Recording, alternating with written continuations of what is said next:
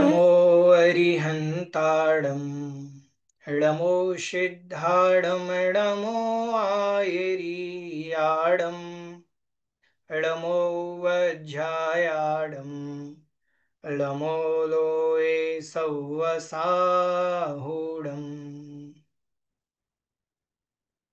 मोक्षमार्गस्य नेतारं भेत्तारं कर्म भूभृताम् ज्ञातारं विश्वतत्त्वानां वन्दे तद्गुणलब्धये।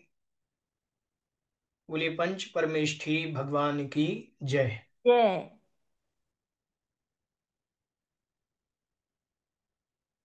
चलिए, कल अपन ने सूत्र क्रमांक 30 तक पढ़ लिया था।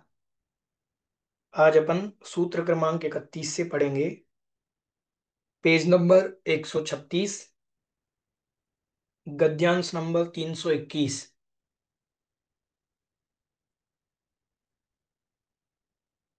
देखें, एवं गच्छतो अभिनव मूर्ति अंतर्निवृत्ति प्रकार प्रतिपादनार्थम आह।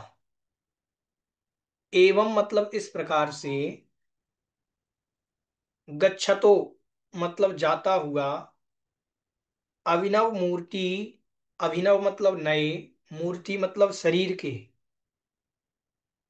अंतर को दूसरे शरीर के, निर्वृत्त, अंतर मतलब दूसरे शरीर की निर्वृत्ति का प्रकार, निर्वृत्ति मतलब रचना के प्रकार को प्रतिपादनार्थम आह, उसके प्रतिपादन के लिए कह रहे हैं। इस प्रकार, क्योंकि अभी अनाहरक था विग्रह गति में, और विग्रह गति की चर्चा चल रही थी।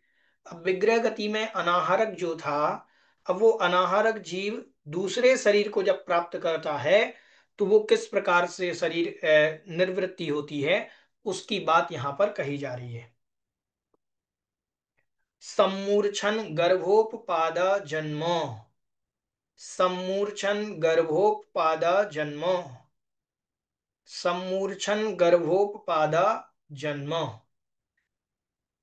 सम्मूर्छन मतलब सम्मूर्छन, गर्भ मतलब गर्भ, उपपाद और उपपाद, जन्म मतलब जन्म के, ये तीन भेद हैं।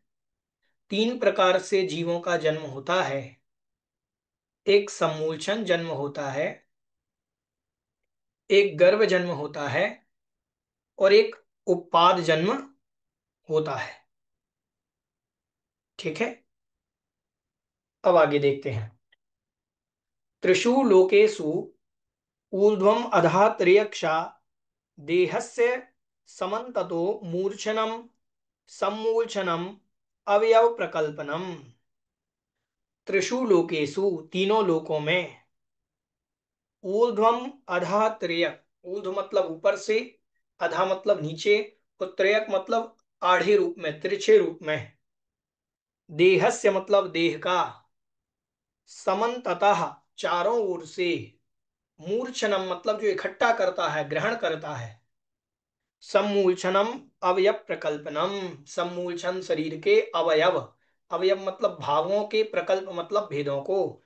सम्मूर्छन जन्म जो होता है, सम्मूर्छन जन्म वाला जीव चारों प्रकार से, चारों ओर से पौद्गलिक वर्गणाओं को ग्रहण इकट्ठा करके अपने शरीर को बनाता है। सम्मूर्छन जन्म जिनके होता है वो कैसे होता है, तो आसपास से, चारों ओर से नौ कर्म वर्गणाओं को, जिनसे उसका शरीर बनना है, उन शरीर के योग्य पौद्गलिक वर्गणाओं को जो चारों ओर से इकट्ठा करके अपने शरीर को तैयार करता है,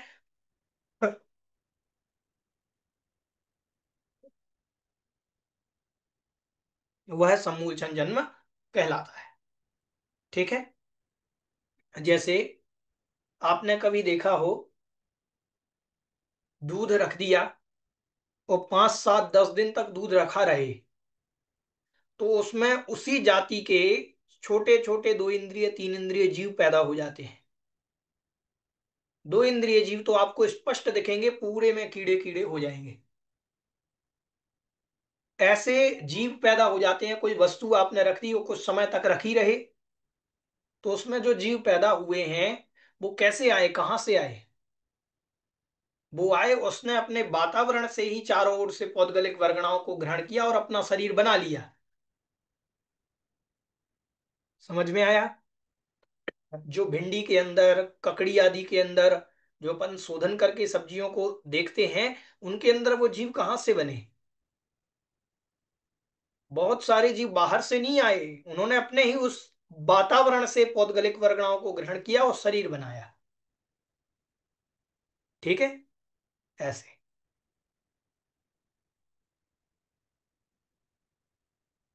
आगे कह रहे हैं, स्त्रिया उदरे शुक्र श्रोणित योः गर्णम मिश्रणम गर्भा। स्त्रिया उदरे, स्त्री के उदर में, पेट में, शुक्र शोणित, शोणतयोः गर्णम, शुक्र एक पदार्थ होता है जो स्त्री के गर्भ में होता है, और शोणित मतलब खून, ब्लड। तो उनसे मिलकर के जो गर्ण, उनका जो मिश्रण होता है, मिलना होता है, उससे जो बनता है वो गर्भ बनता है। ठीक है। गर्भ कैसे बनता है? शुक्र और श्रोणित से मिलकर। दूसरी परिभाषा दे रहे हैं गर्भ की, कि मातृभुक्ता आहार गरणात् व गर्भः। मात्र मतलब मात्रा, माता के द्वारा, उपभुक्त मतलब ग्रहण किया गया, माता ने जो आहार ग्रहण किया, और उस आहार से जिसने अपने शरीर को बना लिया है, वह गर्भ कहलाता है। उपेत्य मतलब प्राप्त करके, पद्यते अस्मिन् इति उपादः। उपेत्य मतलब जो प्राप्त करके, पद्यते मतलब चलने लगते हैं, गमन करने लगते हैं, पद रखने लगते हैं। पद्यते मतलब चलने लगना। ठीक है। अस्मिन जिसमें, इसमें, अस्मिन का मतलब हो जाएगा इसमें, इसमें जो उपेत्य मतलब इसको जो प्राप्त करके तुरंत चलने लगते हैं, उसे उत्पाद कहते हैं। उत्पाद जन्म कैसे? जैसे देव और नारकी जहां पैदा हुए, वो तुरंत अंतर मुहूर्त बाद चलने लगते हैं। ठीक है। तो उनका नाम हो, वहां उस स्थान का नाम हो गया शब्द से उपपाद। देव भैया जी, नार, भैया जी, गरण का क्या अर्थ है? गरण मतलब मिश्रण, मिलाना, मिला हुआ। ठीक है। ठीक है। देव नारक उत्पत्ति स्थान विशेष संज्ञा। देव और नारकियों के उत्पत्ति स्थान की विशेष संज्ञा को उत्पाद कहते हैं। देव और नारकी जहां जन्म लेते हैं, ऐसे उस उनके उत्पत्ति स्थान को उत्पाद कहते हैं। एते त्रयाः संसारिणाम जीवानाम जन्म प्रकाराः। एते मतलब इस प्रकार, त्रयाः ये जो तीन है, संसारिणाम जीवानाम संसारी जीवों के, जन्म प्रकाराः जन्म के प्रकार हैं। 3 प्रकार से संसारी जीवों का जन्म होता है, सम्मूलचन, गर्भ और उत्पाद। शुभ अशुभ परिणाम निमित्त कर्म भेद विपाक कृतः। शुभ अशुभ परिणाम निमित्त कर्म, शुभ परिणामों के निमित्त से, अशुभ परिणामों के निमित्त से कर्म जो बंधता है, उन कर्म के भेदों के द्वारा, विपाक मतलब उनका जब फल मिलता है, कर्मों का फल प्राप्त होता है, उन फल के द्वारा कृता मतलब किए जाते हैं। किन्हीं का सम्मूलचन जन्म, किन्हीं का गर्भ जन्म, किन्हीं का उत्पाद जन्म। शुभ अशुभ परिणामों का, कर्मों का फल है ये, अलग अलग स्थानों पर जन्म होना। ठीक है। अथ अधिकृतस्य संसार विषय उपभोग लब्धि अधिष्ठान प्रवणस्य जन्मनः योगी विकल्पः वक्तव्यः इति यतः। अब यहाँ इन्होंने योगी लिखा है, यहाँ योगी के स्थान पर योनि होना चाहिए। आपकी जिनवाणी में भी शायद योगी लिखा होगा, तो योगी के स्थान पर होना चाहिए योनि। ठीक है। अथ अधिकृतस्य, अब अधिकार के, जो जिनका अधिकार था उनका, संसार विषय उपभोग लब्धे लब्धि, संसार के पंचेंद्रिय विषयों के उपभोग की लब्धि कैसी थी, उनके अधिष्ठान मतलब स्थान कैसे थे, उनमें प्रवण, जो प्रवीण है, कुशल हैं, ऐसे जन्मों की योनि विकल्पाह, योनियों के जो भेद हैं, वक्तव्य कहने चाहिए, इति अतः आह, अब उनको कह रहे हैं। जन्मों की जो योनियां हैं, जन्म के योनि मतलब स्थान, जन्म स्थान, ठीक है, उनको कहना चाहिए। सचित्त शीत संवृता सेतरा मिश्राश्चैकसस्तद्योनयः, सचित्त शीत संवृता मिश्रा सेतरा मिश्राश्चैकसस्तद्योनयः, सचित्त शीत संवृता सेतरा मिश्राश्चैकसस्तद्योनयः। सचित्त शीत, सचित्त शीत, संवृता मतलब समृत, सेतरा, सा मतलब सहित, इतर मतलब इनसे विपरीत, इनकी विपरीतता से सहित, मिश्रः चा, और मिश्र, एक शाह, एक एक रूप में, तत् योनया, वो योनियां होती हैं। आत्मनः चैतन्य विशेष परिणाम परिणामः चित्तम, आत्मनः मतलब आत्मा का, चैतन्य विशेष परिणाम, चैतन्य विशेष रूप जो परिणाम है, उसको चित्त कहते हैं। चैतन्य किसे कहा जाता है? ज्ञान दर्शन गुण से युक्त जो होता है उसको चैतन्य कहा जाता है, और जिसमें ज्ञान दर्शन गुण है, ऐसा वह जीव चित्त कहलाता है, उसका जो परिणमन है वह चित्त कहलाता है। ठीक है। चित्त किसे कहते हैं? जो ज्ञान दर्शन से युक्त है उसको चित्त कहते हैं। ठीक है। जो चैतन्य युक्त परिणाम वाला है उसको चित्त कहते हैं। और सह चित्तेन वर्तते थी सचित्ता, और जो चित्त के साथ मतलब ज्ञान दर्शन गुण के साथ रहता है वह सचित्त कहलाता है। मतलब ज्ञान दर्शन गुण जीव में ही तो रहते हैं। ठीक है। तो सचित्त मतलब हो गया जीव सहित। ठीक है। ज्ञान दर्शन गुण सहित वह जीव कहलाता है, सचित्त कहलाता है। शीत इति स्पर्श विशेषः, अब सचित्त के बाद आया शीत। शीत क्या है? शीत स्पर्श विशेषः। शीत क्या है? स्पर्श विशेष, एक प्रकार का स्पर्श है। उद्गल का एक गुण है स्पर्श, और उस स्पर्श गुण की एक पर्याय है शीत। ठीक है।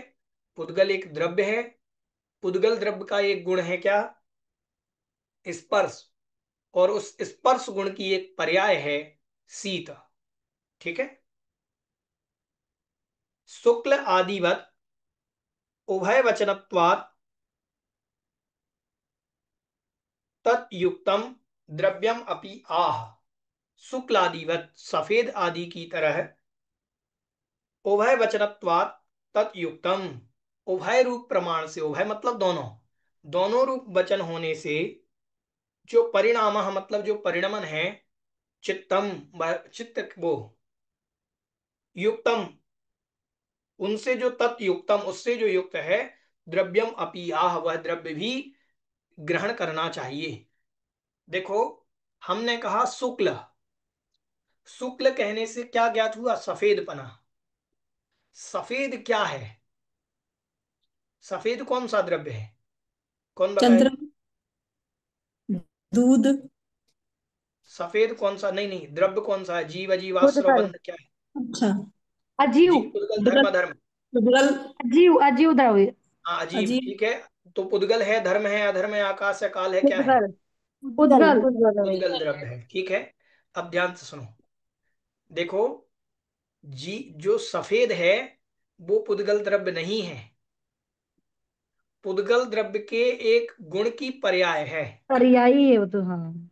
उद्गल की पर्याय। पुद्गल पुद्गल की भी नहीं है। नहीं नहीं, पुद्गल की पर्याय में कहाँ लिखा सफेद? 10 प्रकार की पुद्गल की पर्यायें होती हैं। स्पर्श रस गंध वर्ण में जो वो आता है ना, वर्ण के नहीं विशेष नहीं, मतलब हम कह रहे हैं, आपने कहा पुद्गल की पर्याय हैं। हाँ, पर्याय नहीं हो, गुण नहीं, गुण। पुद्गल की भी पर्याय नहीं है। दीवंकर का आलू ला दो ना। ठीक है। उद्गल और का गुण है ये। हाँ, गुण भी नहीं है। चलो स्पर्श बस वर्ण। समझ। विषय उद्गल की नहीं है, पर्याय का विषय प्रकार। विषय चलो अब देखो, ध्यान से सुनो। प्रकार है। विषय विषय। पहले तो पुद्गल की परिभाषा बनाओ। जो स्पर्श, रस, गंध और वर्ण जिनमें होते हैं वो पुद्गल है। अब ये मान लीजिए, ये पुद्गल है, ये लाल पेन है। हम्म अपन को इससे कोई लेना देना नहीं, क्योंकि इसमें स्पर्श है, रस है, गंध है, वर्ण है, ये पुद्गल है। हम्म ठीक है। अब ये पुद्गल द्रव्य की पेन रूप पर्याय है। कौन सी पर्याय? स्थूल पर्याय, संस्थान पर्याय। क्या है पर्याय? 10 प्रकार की होती है पुद्गल की पर्याय।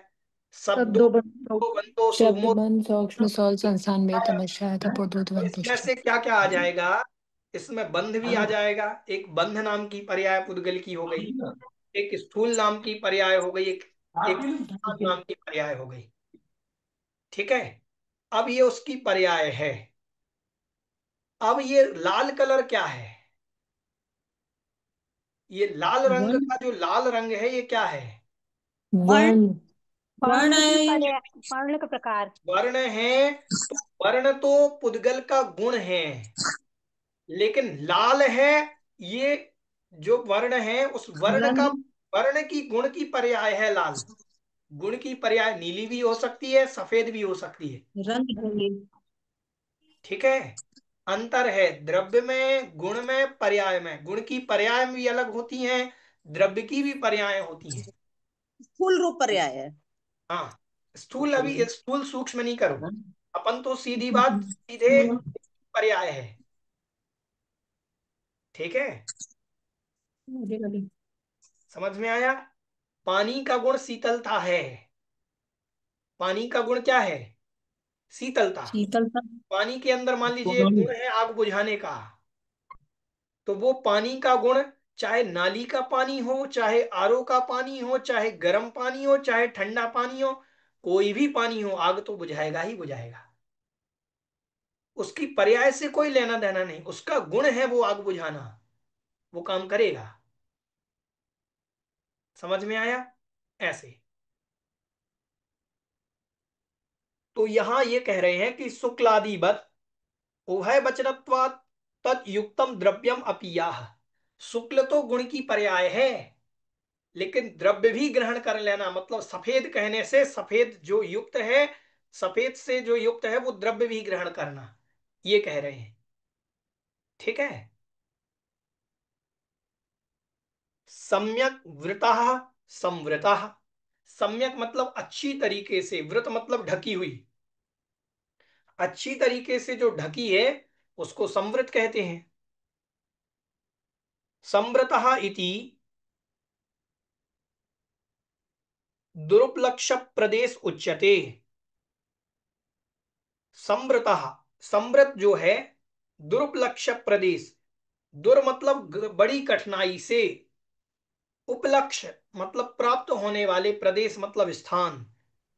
जो बड़ी कठिनाई से उपलक्षित होता है, बड़ी कठिनाई से जो स्थान प्राप्त होता है, उसे संवृत कहते हैं। ठीक है। संवृत माने ढका हुआ ही तो होता है भैया। हाँ, तो ऐसा ढका हुआ जो दिखाई ना देवे। अच्छा। ठीक है।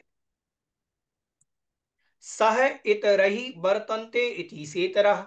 सह मतलब साथ में, इतरई इतर शब्द के साथ, मतलब विपरीत पने के साथ जो बर्तन करते हैं वो सेतरा कहलाते हैं। मतलब विपरीत से सहित।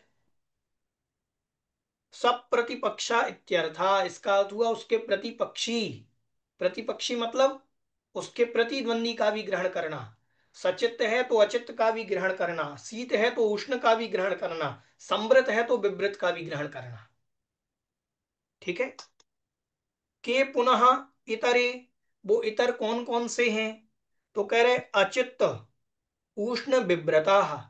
अब वो कौन कौन से हैं? तो सचित्त का विपरीत हो गया अचित्त, शीत का विपरीत हो गया उष्ण, और समृद्ध का हो गया विपरीत विव्रत। और उभयात्मको मिश्रा, और जो उभयात्मक हैं वह मिश्र कहलाते हैं। सचित्ता चित्त शीतोष्ण समृद्ध विव्रत इति, ठीक है, वह मिले हुए जो है। अच्छा चा शब्द समुच्चयार्थ, व्रत। म्यूट रखें सब लोग।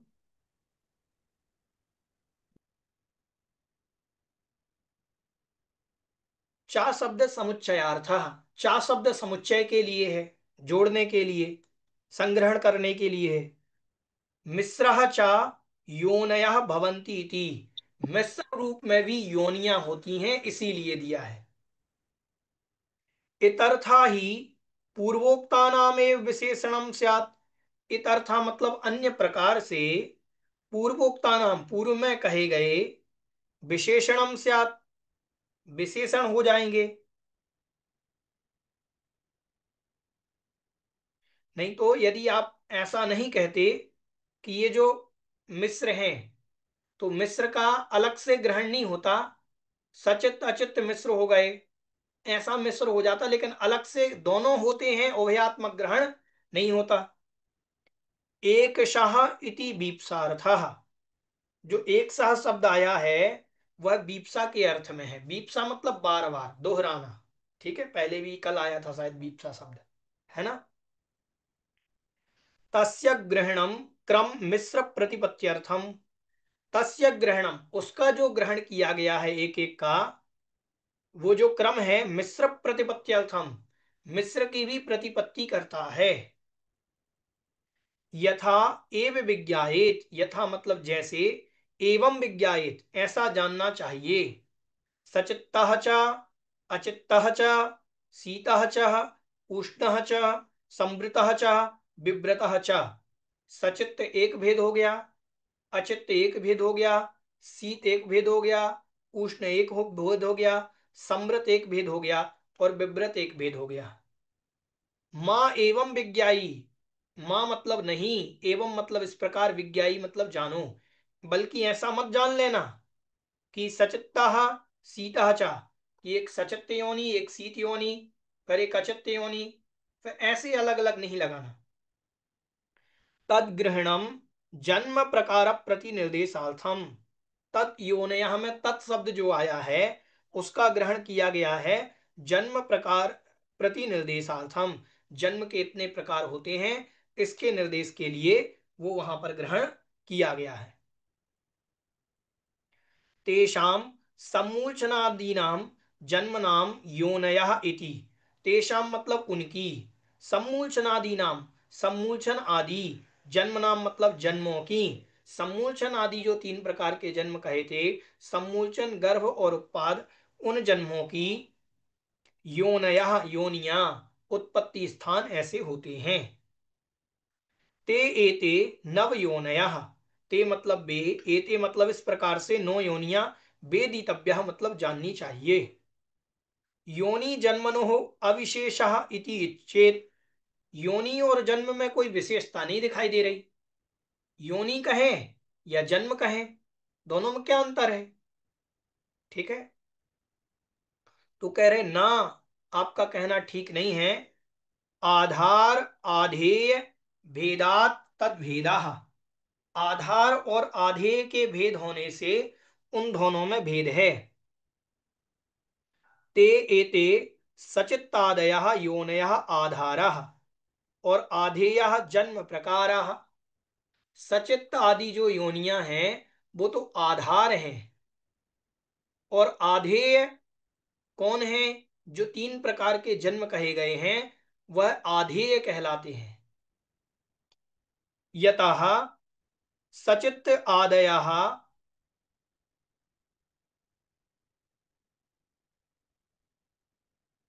यदः यतः सचित्त आदि योनि, ऐसा निकलेगा, सॉरी, यतः मतलब इस कारण से, सचित्त आदि योनि अधिष्ठाने, सचित्त आदि योनि के अधिष्ठान होने पर, आत्मा मतलब आत्मा, सम्मूर्छनादि जन्मना, सम्मूर्छन आदि जन्म के द्वारा, शरीर आहार इंद्रिय आदि योग्यान पुद्गलान उपादत्ते। शरीर शरीर के योग्य, आहार इंद्रिय आहार के योग्य, इंद्रिय के योग्य आदि, आहार शरीर इंद्रिय स्वाक्षोश्वास भाषा और मन, ठीक है, छह पर्याप्ति जो होती है उनके योग्य, पुद्गलान आदत्ते, पुद्गलों को ग्रहण करता है। ठीक है, क्या कह रहे हैं यहां, आधार और आधेय संबंध है। आधार कौन है और आधेय कौन है? आधार तो हो गई सचित्त अचित्त आदि योनियां, ठीक है, और आधेय कौन है? गर्भ, सम्मूलचन और अंडज, वो जो उत्पाद, ये आधेय है। अगर आधार नहीं होगा तो आधेय नहीं बन सकता, आधार के माध्यम से ही आधेय बनता है। ठीक है, अब कह रहे हैं देवनार का अचित्त योनयः। देव और नारकी जीवों के जहां जन्म होता है वो जन्म स्थान अचित्त होता है। वो जो उनकी योनियां होती हैं वो अचित्त होती हैं, वहां कोई जीव राशि नहीं पाई जाती। ठीक है, तेसाम ही योनि उपाद देश उद्गल प्रचयो अचित्ता। तेषाम मतलब उनके, देव और नारकियों के, योनि उपपाद देश, योनि मतलब उत्पत्ति के स्थान, उत्पाद मतलब उत्पत्ति, उत्पत्ति के जो स्थान हैं, वह उत्पत्ति के जो स्थान हैं, पुद्गल प्रचय अचित्ता, वहां पर उत्पत्ति के स्थान के जो पुद्गल प्रचय हैं, पुद्गलों का समूह है, वह अचित्त होता है। गर्भजा मिश्र योनयः, गर्भ जीवों के मिश्र योनियां होती हैं। तेसाम ही मातुः उदरे शुक्र शोणितम अचित्तम। तेषाम, मिश्र मतलब मिली जुली, सचित्त भी होती है और अचित्त भी होती है। तो कह रहे मातु उदरे, माता के पेट में शुक्र और श्रोणित जो होते हैं वो अचित्त होते हैं। शुक्र नाम का गुण होता है और श्रोणित जो होता है वो अचित्त होता है। तत् आत्मनः चित्तवता, और आत्मा जो होती है वो चित्तवता होती है, मतलब चित्त से चित्त वाली होती है। और मिश्राण, मिश्रान योनि, मिश्रान मिश्र योनि, और उनके मिश्रण से जो होती है वह मिश्र योनि कहलाती है। मतलब कुछ सचित्त होती है कुछ अचित्त होती है, सचित्ताचित्त मिश्र रूप योनि होती है, क्योंकि शुक्र और शोणित अचित्त होते हैं। और माता जो होती है, माता माता की जो आत्मा होती है वह चित्तवता मिश्रा, वह चित्त से युक्त होती है, तो वह मिश्राण योनि, वह मिश्र योनि कहलाती है। भैया जी, जैसे आपने कहा कि शोणित खून को कहते हैं, तो भैया उसमें फिर जीव नहीं होते? अब यहां पर तो श्रोणित मतलब खून ही होता है।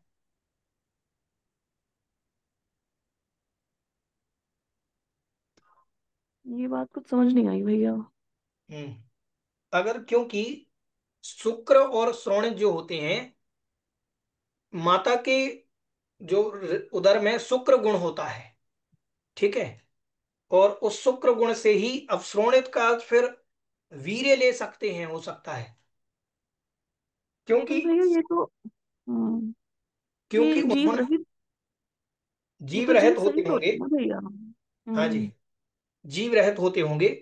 अब शुक्र का अर्थ और श्रोणित का अर्थ इन्होंने स्पष्ट नहीं किया है, लेकिन शुक्र और श्रोणित जो है, हो सकता है शुक्र वीर्य को कहा हो, लेकिन शुक्र अलग गुण है, वीर्य अलग गुण है, तो वीर्य को और शुक्र को मिलकर के वो हो सकता है कि वो अचित्त होती हो।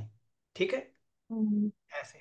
भैया जी शुक्र शोणित रज और वीर्य तो होंगे ना? देखो, रज जो होता है, रज, रज गुण होता है स्त्रियों के, और वीर्य गुण होता है पुरुषों के। तो उन दोनों के गुण से मिलकर के जीव की उत्पत्ति होती है। तो जो शुक्र गुण है, अब शुक्र गुण हमारे हिसाब से तो मुझे ऐसा याद है कि उसको कहते हैं रज, को शुक्र कहते धातु, हैं। भैया धातु, धातु जो धातु में आती है, धातु धातु में मतलब? जो हड्डी मज्जा और ये जो नौ धातु आती है ना, शरीर में इतनी धातुएं होती है, जो धातु में आता है। हाँ वो आता है तो वो वही बनता है। शुक्र जो है उसी का कोई ना कोई सप्त धातु में आते हैं, कुधातु में। मान लिया वो स्त्री का ही कोई स्थान, कोई खून ब्लड वगैरह कुछ ऐसा होता होगा, उसको कहते होंगे शुक्र। तो शुक्र और शोणित या तो ये हो सकता है कि भैया पुरुष जी, वीर्य रस और रक्त, रस रक्त मांस मेद अस्थि मज्जा और शुक्र, ये रज हमारे तो शरीर का रज जो होता है स्त्रियों का। ओम, ध्यान से सुने, भैया जी, हम रज आपकी होता है बात समझ। स्त्रियों का और जो शुक्र है वो पुरुषों का रहता है। ठीक है, तो शुक्र यदि है तो वो वीर्य हो गया, और रज हो गया मान लीजिए शोणित गुण। ठीक है, ऐसा अपन मान लेते। लेकिन भैया जी इसमें शुक्ल शोणित नीचे दिया हुआ है शास्त्र में, 136 पेज पे नीचे देखिए। निवृत्ति जन्म प्रकार के बाद दूसरे नंबर पे शुक्ल शोणित। शुक्ल नहीं दिया होगा, कौन से नंबर का ये गद्यांश पेज का? नंबर पेज नंबर 136 वाले में नीचे दे रखा है 2 नंबर पे शुक्ल शोणित एक साथ। अच्छा हाँ, टिप्पण में दिया है। हाँ। ठीक है, तो शुक्ल का अर्थ वीर्य हो जाएगा फिर, क्योंकि वह सफेद रंग का होता है। हम्म। शोणित का अर्थ हो जाएगा फिर अ, जो स्त्री के हृदय, स्त्री के अंतर में उदर में होता है, वह अचित्त होते हैं। और तद आत्मना चित्वता, और आत्मा के चित्वान होने से मिश्राण, वह आत्मा सहित होती है, तो मिश्रण होने से वह मिश्र योनि होती है। सम्मूर्छ सम्मूर्छन जाह त्रिविकल्प योनयः। सम्मूर्छ सम्मूर्छन जाह, सम्मूर्छन से जो उत्पन्न होते हैं उनके त्रिविकल्प योनयः, तीनों प्रकार के ही योनियां होती हैं।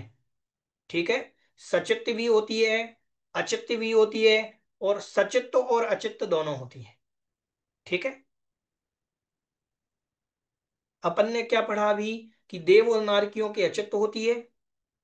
ठीक है, फिर गर्भ जन्म वालों के सचित्ता चित्त होती है, लेकिन समूलछन वाले के तीनों प्रकार की, एक की सचित्त भी होती है, किन्हीं के अचित्त भी होती है, किन्हीं के सचित्ता चित्त दोनों होती भैया जी, जो आपने बताया, जो सबसे स्टार्टिंग में था कि जो दर्शन ज्ञान से युक्त है वह चैतन्य कहलाता है, और जो उस चैतन्य विशेष रूप परिणाम को चित्त कहते हैं, तो जो चित्त के साथ रहता है वो सचित कहलाता है। है।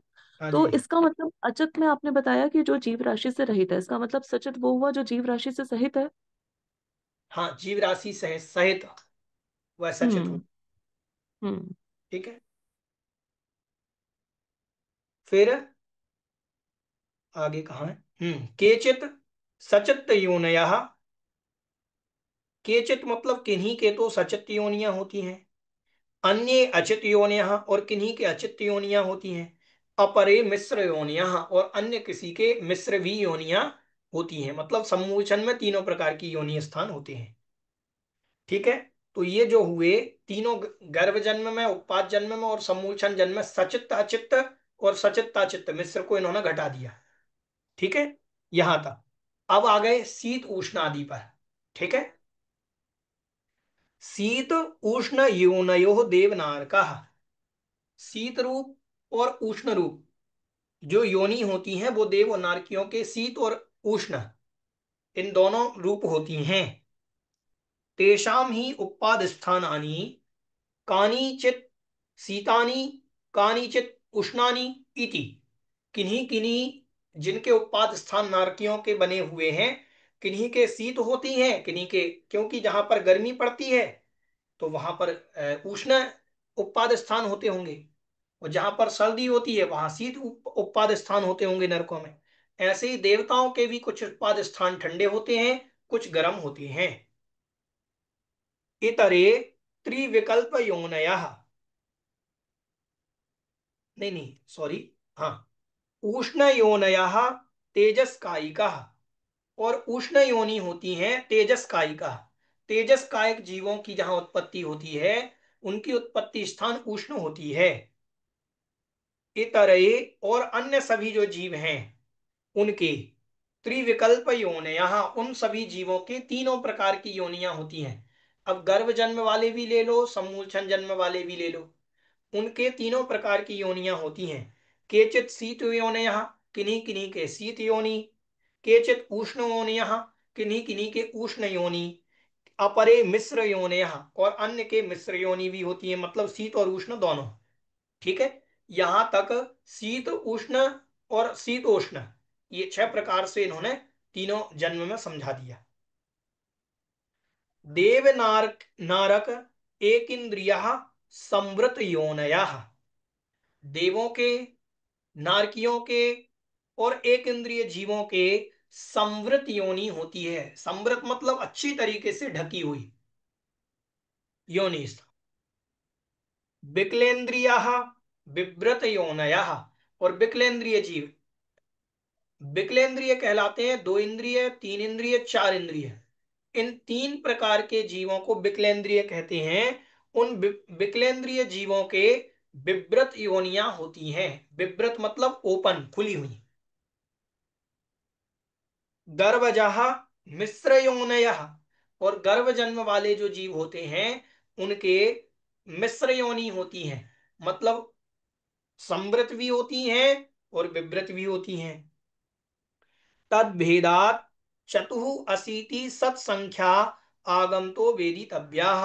अब उनके इन योनि स्थानों के 9 भेद करे यहां पर, लेकिन 9 भेदों को चतुः अशीति सत सहस्र संख्या, चतु अशीति, चतु मतलब 4, अशीति मतलब 80, तो 4 80 हुए 84, और सत संख्या मतलब 1000, वो 84 लाख, 100,000, सत मतलब 100, सहस्र मतलब 1000, तो 100,000 को गुणा करेंगे उसमें, तो हो जाएगा 84 लाख योनियां होती हैं। वो आगम से जान लेनी चाहिए। आगम में 84 लाख प्रकार की योनियां कही हैं, ये 9 तो संक्षिप्त में कही हैं। ठीक है, 84 लाख प्रकार की योनियां होती हैं। अपन कहते हैं ना 84 लाख योनियों में भटक करके आए। ठीक है,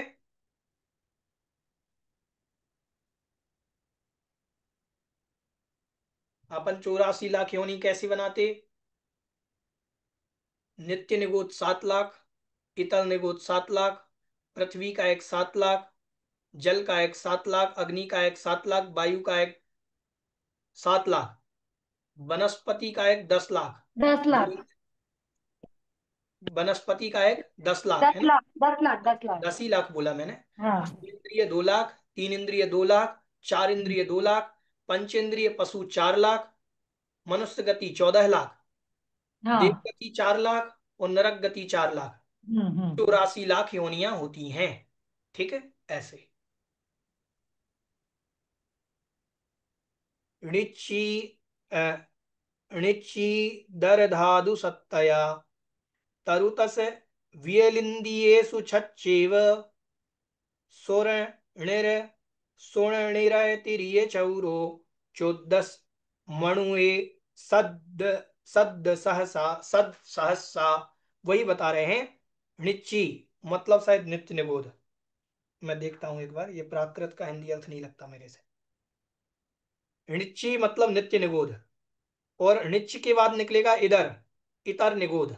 ठीक है, फिर धादु, धादु मतलब पृथ्वी का एक, धातु सत्व, ये मैं नहीं निकाल पा रहा हूं इसका अर्थ शब्द से। ठीक है, तो नित्य निगोद, इतर निगोद, पृथ्वी का एक, जल का एक, अग्नि का एक, वायु का एक, जीवों की 7-7 लाख योनियां हैं। ठीक है, ये ये जो क्या है? नीचे दिया हुआ है अर्थ, हाँ नीचे जी, हाँ हाँ लिखा नीचे। हुआ है। वृक्षों की 10 लाख योनियां हैं। ठीक है, तरु 10, तरु शब्द आया, तरु मतलब वृक्षों की 10 लाख योनियां। सप्त मतलब 7, वहां 7 लाख योनियां उनकी हो गई। तरु मतलब तरु की 10 लाख। बियलिंदियेसु छज्जेव, और विकलेंद्रिय जीवों की जो है सबकी मिलाकर के 6 लाख योनियां, मतलब 2-2 लाख। ठीक है, 2 इंद्रिय 2 लाख, 3 इंद्रिय 2 लाख, 4 इंद्रिय 2 लाख, ऐसा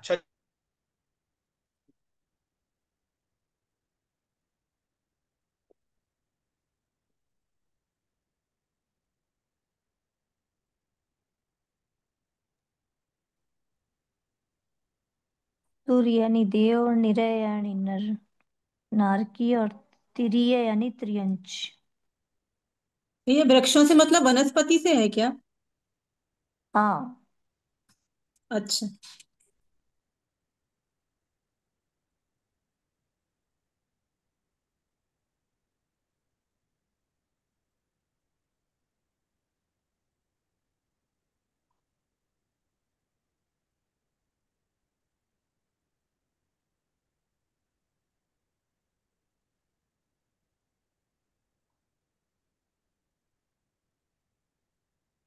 भैया जी तो है ही नहीं क्लास में।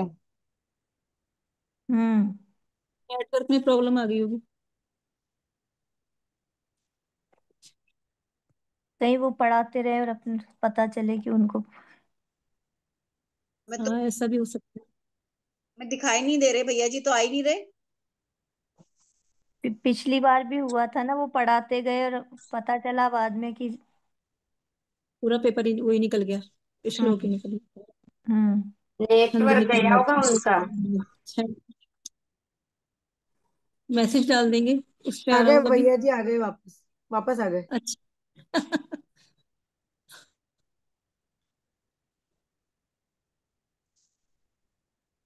ठीक है।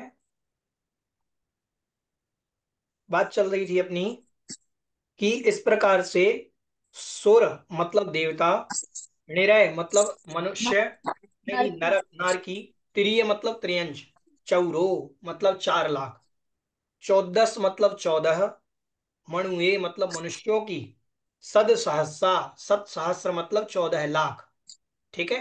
मनुष्यों की 14 लाख योनियां होती हैं।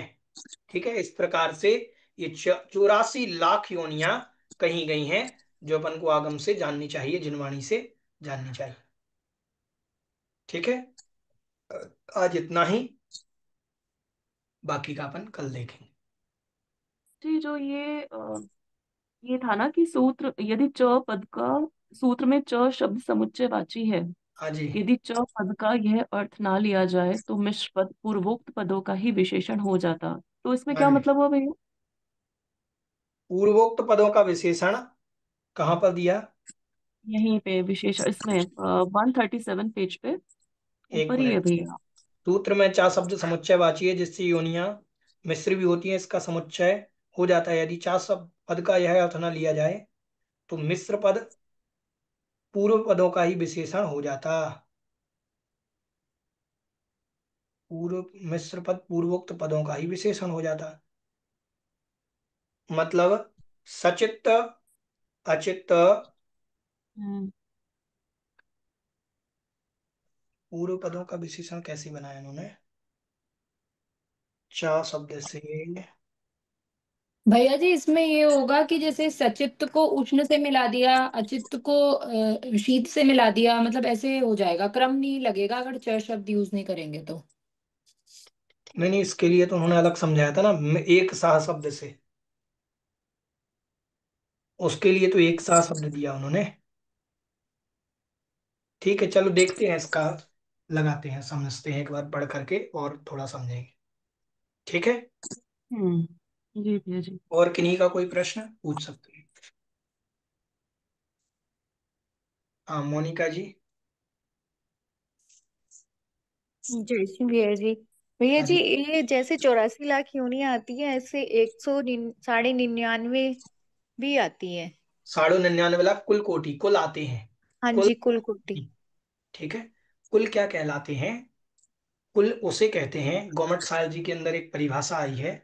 कुल किसे कहते हैं? तो कहा, नौ कर्म पौद्गलिक वर्गणाओं के जितने प्रकार हैं, उन प्रकारों को कुल कोटि कहते हैं, कुल कहते हैं। देखो, एक तो योनि स्थान है जहां हमें उत्पन्न होना है, वो कहलाता है उत्पत्ति स्थान, को कहते हैं योनि। ठीक है। और जो उस उत्पत्ति स्थान पर आकर के पौद्गलिक वर्गणाओं को ग्रहण करते हैं, जितने प्रकार की, वो कहलाते हैं कुल। ठीक है। उसको ठीक कुल है जी। कहते हैं। नौ तो वो कर्म एक सौ है वो कुल कहलाता उनको मतलब 199 कुल कोटि होते हैं वो। है। उसके दो प्रमाण हैं, हाँ एक सौ जी। साढ़े निन्यानवे लाख और एक प्रमाण और मिलता है। ठीक है, दो प्रमाण मिलते हैं। भैया जी जो ये नरकों में तो वर्णन सुनने में आता है कि पांचवें नरक तक उष्ण रहता है, उसके बाद शीत शीत रहता है वहां पे, लेकिन हाँ। स्वर्गों में तो कभी ऐसा सुनने में नहीं आया भैया जी। अब वो स्थान जो बने होते होंगे उत्पाद सैया, उत्पाद सैया कैसे होती हैं? जैसे क्या होता है, आपने कभी देखा हो, जो चर्च वगैरह, ये क्या नाम, ईसाई लोग होते हैं, तो उनकी डेड हम्म। बॉडी को एक बॉक्स के अंदर रखा जाता है। हम्म। ठीक है। तो बोले उत्पाद सैया इसी बॉक्स की तरह होती है, पैक। ताबूत। हम्म। ठीक है। तो उस जो जिसमें मम्मी रखते हैं, वो जो होती है हम्म। ताबूत बॉक्स, बोलते हम्म। ताबूत। हाँ जो भी बोलते हो मुझे याद नहीं, तो वह उस बॉक्स में रखते हैं। तो उस ऐसे ही वो कुछ ठंडे होते होंगे, कुछ गर्म होते होंगे, तो ऐसा शीत उष्ण बना। हम्म। ठीक है। ठीक है भैया जी। हाँ जी। क्योंकि वो समृत हैं, ढके हुए हैं, क्योंकि समृत हम्म स्थान बतलाया उनका, उत्पत्ति स्थान समृत। हम्म। ठीक है, ऐसे। भैया चलिए। जी, अभी हाँ एक प्रश्न पूछा गया था कि सूत्र में च शब्द समुच्चयवाची है, जिससे योनि या मिश्र भी होती है, इसका यह अर्थ हो जाता है। हाँ यदि जी। च पद का यह अर्थ न लिया जाए तो मिश्र पद पूर्वोक्त पदों का ही विशेषण हो जाता है। हाँ जी। तो मुझे जो समझा है, क्या मैं बोल सकती हूँ? हाँ जी, बोलिए बोलिए। यहाँ अगर समझ लो हमने इस सूत्र में च शब्द निकाल दिया, तो सचित्त शीत संवृत्तः सेत्रा मिश्रा एकशः स्तद्योनयः। तो ऐसा हो जाता कि सचित्त उसके विरुद्ध अचित्त, शीत इसके विरुद्ध उष्ण, संवृत के विरुद्ध विवृत, इतना ही हो जाता। मिश्र जो योनि होती वो च नहीं होती, और पूर्वक में ही वो च लगेगा, मतलब इन द सेंस 9 की जगह 6 टाइप्स ही हो जाएंगे। मिश्र नहीं तो फिर मिश्र भी किसी किसी के ऐसे सचित्त और शीत मिश्र, सचित्त और संवृत मिश्र, शीत और संवृत मिश्र, मतलब या फिर उनके उल्टे में से किसी का मिश्र, ऐसा हो जाता। नहीं नहीं, अभी ऐसा नहीं निकाल सकते अपन अर्थ, ऐसा नहीं बनेगा, क्योंकि इन्होंने मिश्र पद भी दिया है, सेतरा पद भी दिया है। इतर मतलब उनसे विपरीत भी होते हैं, मिश्र मतलब मिले हुए भी होते हैं। फिर भी उच्चा पद का जो अर्थ है वो एक बार हमें देखना पड़ेगा, हम समझते हैं उसको देख करके। ठीक ठीक है, है। ठीक। हाँ जी। हाँ। हाँ भैया जी। जी, और इसके क्वेश्चन हाँ, आंसर किस टाइप से आएंगे? मैंने आपको पीडीएफ भेजी थी एक बना करके, पैटर्न पेपर कैसा आएगा, मॉडल पेपर। आप लोगों ने ग्रुप में देखा होगा, बिल्कुल सेम वैसा ही मॉडल पेपर रहेगा। हाँ भैया जी, देखा है, धन्यवाद मॉडल के ठीक लिए। है। मॉडल पेपर में भैया जी जो श्लोक के सूत्र के अर्थ भी आएंगे, मतलब उसमें हाँ जी, दिए आएंगे, जाएंगे। बिल्कुल आएंगे, बिल्कुल आएंगे। हाँ, कोई दिए हैं ना, देख सके मैंने। हाँ जी। वो सरवाल सिद्धि जी के अनुसार आपको लिखना है सूत्र के अर्थ। जी। ठीक है। भैया एक चीज बताइए, नौकर्म की परिभाषा हम क्या है? मतलब जैसे होता है द्रव्य कर्म, भाव कर्म, नौकर्म। तो द्रव्य कर्म भाव कर्म तो क्लियर रहता है, नौकर्म में प्रॉपर परिभाषा क्या बनती है? नौ कर्म की परिभाषा बनती है, जो कर्म तो नहीं है लेकिन कर्म बंध में कारण है, वो नौ कर्म कहलाते हैं। जैसे मोबाइल, मोबाइल कौन सा कर्म है? ज्ञानावरणी कर्म है कि दर्शनावरणी? ना ये द्रव्य कर्म है, कोई कोई ना ये राग है, ना द्वेष है, कोई ये भाव कर्म। कर्म भी नहीं है। लेकिन कर्म बंध में कारण है कि नहीं है? तो जो जो भी हाँ वस्तु है। हमारे कर्म बंध में कारण बनती है वो सब नौ कर्म कहलाती है। उसमें उदाहरण आता है शरीर आदि। ये शरीर भी हमारे कर्म बंध में कारण है, इसीलिए इसको भी नौ कर्म कहा जाता है। ठीक है, ऐसे। तो जो ये जो वस्तु हमारे कर्म भाव बंध में कारण बनती है उसको नौ कर्म कहते हैं। और भाव कर्म किसे कहते हैं भैया जी? भाव कर्म कहते हैं हम क्या राग क्या द्वेष लेंगे? क्रोध मान आदि परिणामों को भाव कर्म कहते हैं। जिनके निमित्त नहीं, से शरीर द्रव्य कर्म संबंधी बनते क्या हैं क्या उनको भाव कर्म कहते हैं। हाँ जी, शारदा शरीर जी बोले। संबंधी हम आपकी आवाज स्पष्ट नहीं आ रही है, बोले। भैया शरीर संबंधी है, शरीर संबंध से हम और क्या क्या लेंगे नौकर्म में? हमने बता दिया, शरीर के अलावा जो जो वस्तु हमारे कर्म बंध में कारण बन रही, पत्नी पुत्र पति पिता घर मकान दुकान क्लास लैपटॉप टीवी मोबाइल, सब सब बन जाएंगे अच्छा, नौकर। ये सब नौकर्म। ठीक है भैया हाँ जी, जी। क्लियर हो गया, थैंक यू। हाँ जी। ठीक है।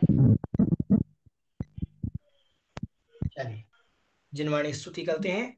बोधि समाधि परिणाम शुद्धि स्वात्मोपलब्धि शिव सौख्य सिद्धि चिंतामणिं चिंतित वस्तुदानि त्वां वन्द्यमानस्य ममास्तु देवी।